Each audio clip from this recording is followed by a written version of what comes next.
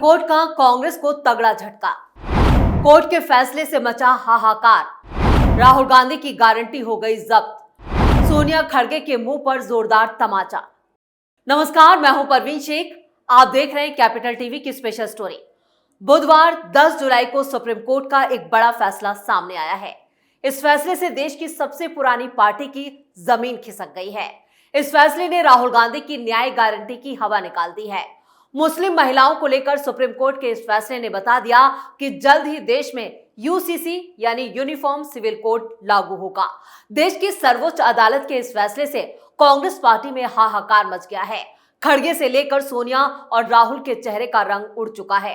अपने इस फैसले से कोर्ट ने उन तलाकशुदा महिलाओं को बड़ी राहत दी है जो गुजारे भत्ते के लिए सालों से कोर्ट के चक्कर लगा रही थी। दरअसल सुप्रीम कोर्ट के फैसले से उन मुस्लिम महिलाओं को बड़ी राहत मिली है जिनका तलाक हो चुका है।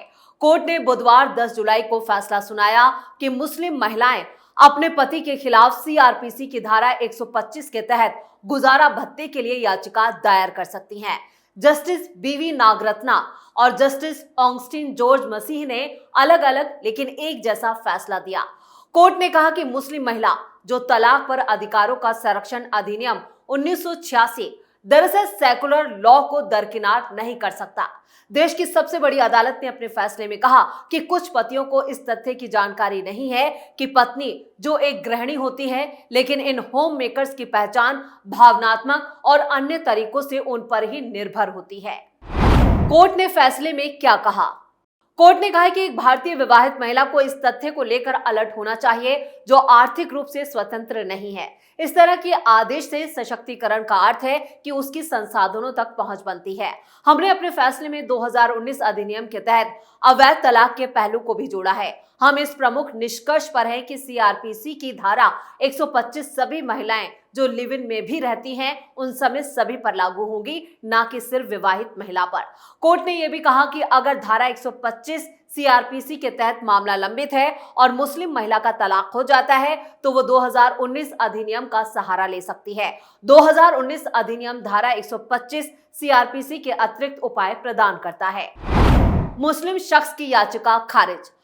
सुप्रीम कोर्ट की डबल बेंच ने एक मुस्लिम शख्स की याचिका को खारिज कर दिया जिसमें सीआरपीसी की धारा 125 के तहत अपनी तलाकशुदा पत्नी के हक में अंतरिम भरण पोषण आदेश को चुनौती दी गई थी।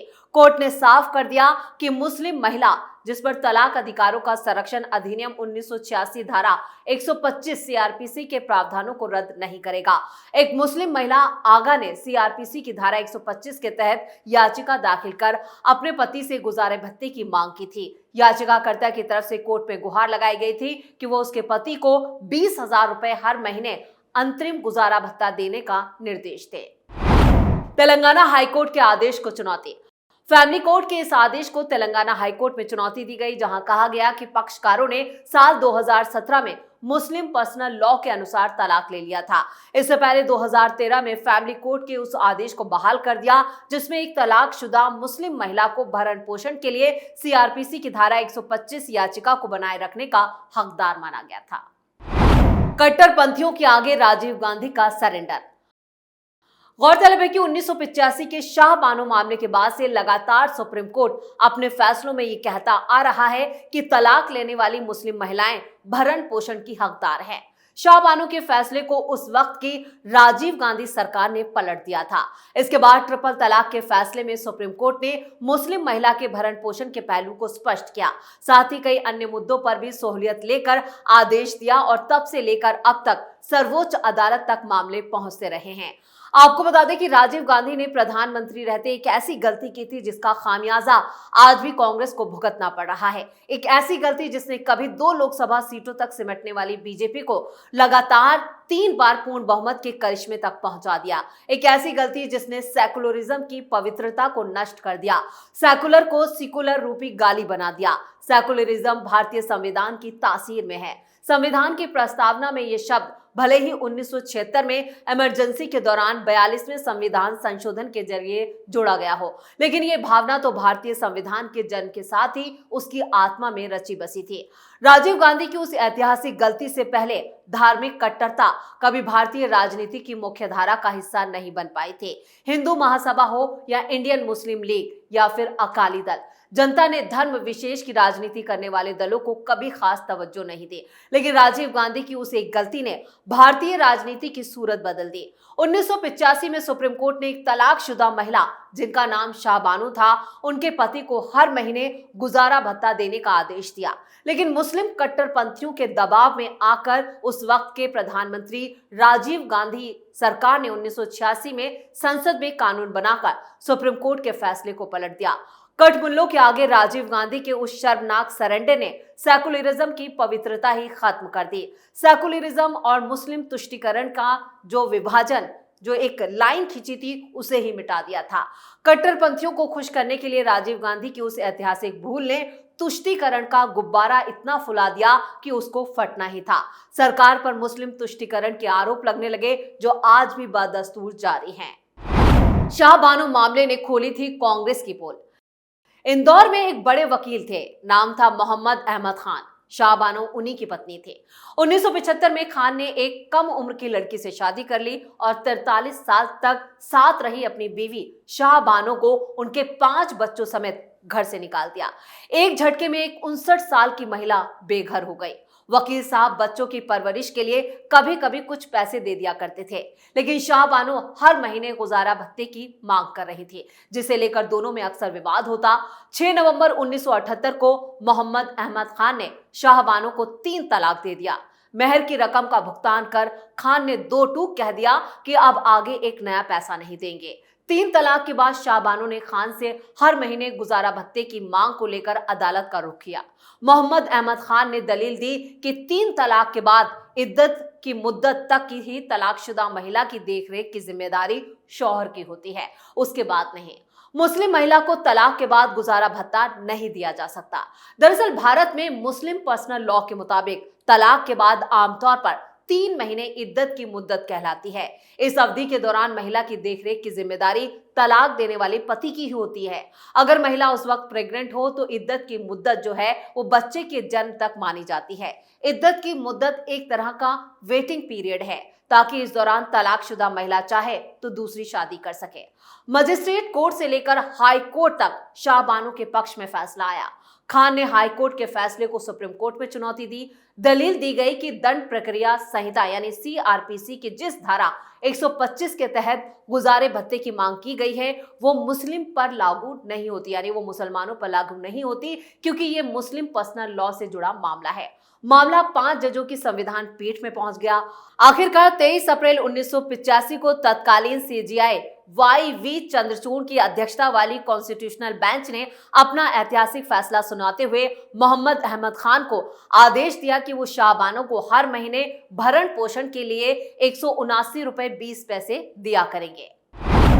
सुप्रीम कोर्ट ने आदेश में UCC का किया जिक्र।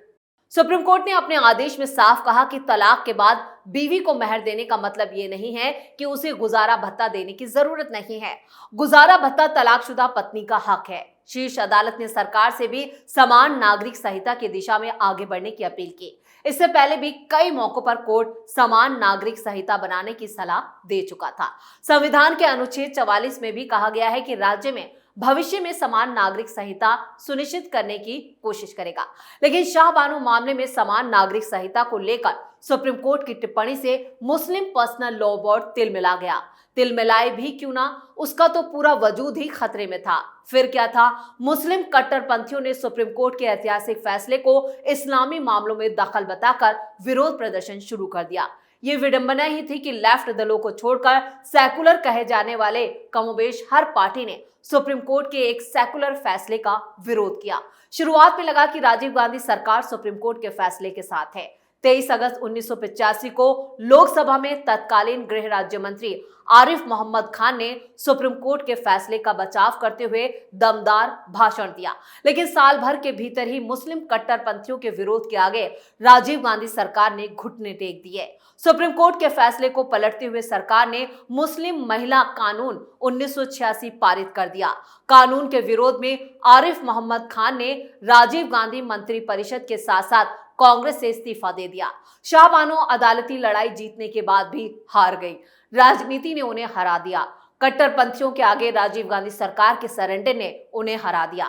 6 साल बाद 1992 में ब्रेन हेमरेज से उनकी जान चली गई। इस मौत का जिम्मेदार आज भी गांधी परिवार को माना जाता है। आज भी ये कलंक गांधी परिवार पर लगता है, क्योंकि इतिहास से राहुल गांधी ने कुछ नहीं सीखा। वो आज भी अपनी न्याय गारंटी में मुस्लिम पर्सनल लॉ की वकालत कर रहे हैं।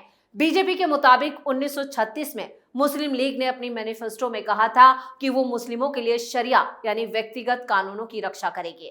2024 में कांग्रेस ने भी कहा कि वो ये तय करेगी कि अल्पसंख्यकों के व्यक्तिगत कानून हो। 1936 में मुस्लिम लीग ने कहा था कि वो बहुसंख्यकवाद के खिलाफ लड़ेगी। 2024 में कांग्रेस ने कहा कि भारत में बहुसंख्यकवाद के लिए कोई जगह नहीं है। 1936 में मुस्लिम लीग ने कहा था कि हम मुस्लिमों के लिए स्पेशल स्कॉलरशिप और नौकरियों के लिए संघर्ष करेंगे। 2024 में कांग्रेस ने अपनी मैनिफेस्टो में कहा कि हम इंश्योर करेंगे कि मुस्लिम छात्रों को विदेश में पढ़ने के लिए स्कॉलरशिप मिले। वो अलग बात है कि कांग्रेस ने विवाद बढ़ने पर अपने मैनिफेस्टो में कही बातों को खारिज कर दिया था, लेकिन 10 जुलाई सुप्रीम कोर्ट के आए इस फैसले से साफ है कि देश में यूसीसी लागू होकर रहेगा, यानी एक देश एक कानून होगा। अब तो कोर्ट से जो फैसला आया है वो भी ये संकेत दे रहा है कि देश में कानून का राज होगा, यानी धर्म कोई भी कानून सबके लिए एक समान होगा। तो स्पेशल स्टोरी में फिलहाल के लिए इतना ही। वीडियो कैसा लगा कमेंट करके अपनी राय जरूर दें। वीडियो को लाइक करें, शेयर करें और कैपिटल टीवी को सब्सक्राइब जरूर करें। नमस्कार।